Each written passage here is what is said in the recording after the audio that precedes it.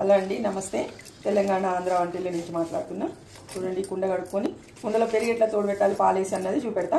ఇది చూడండి, ఈ కల్లుప్పు ఇది. ఈ కల్లుప్పు వేసి ఈ పీసేసి కుండలో వేసి బాగా దోముకోండి. నేను దోమ పెట్టిన లెంత్ ఎక్కువ అవుతుందని ఇది చూడండి మంచిగా కడిగేసి ఈ పాలు తోడుపెట్టడం చూపెడతా.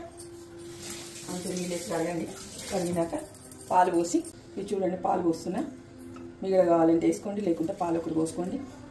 ఇవి నిండా పాలు పోసుకొని కుండ కాబట్టి చల్లగా అయితే జల్దీనే, కొంచెం వేడిగా ఉన్నాయి ఏం పర్లేదు. కుండలో పాలు పోసిన ఈ సరిపడా వేడి ఉన్నాయి తోడుపెట్టడానికి, అందుకని ఇది చూడండి చేయబెట్టినా అనుకోవద్దు. నేను చేతితోనే తోడుపెట్టేస్తా, ఇట్లా కలిపేస్తాను.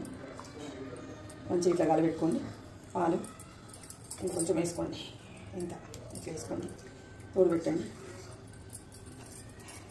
మంచిగా మూత పెట్టండి, తోడుకుంటుంది. ఇదే తోడుకున్నాక ఇట్లా అవుతుంది.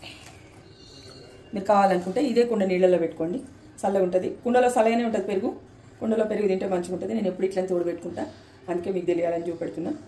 దీంట్లో కావాలంటే ఒక మిరపకాయ వేసుకోండి, ఒక పచ్చిమిరపకాయ వేసుకోండి. తిండికి కూడా బాగుంటుంది. ఉంటా. నమస్తే.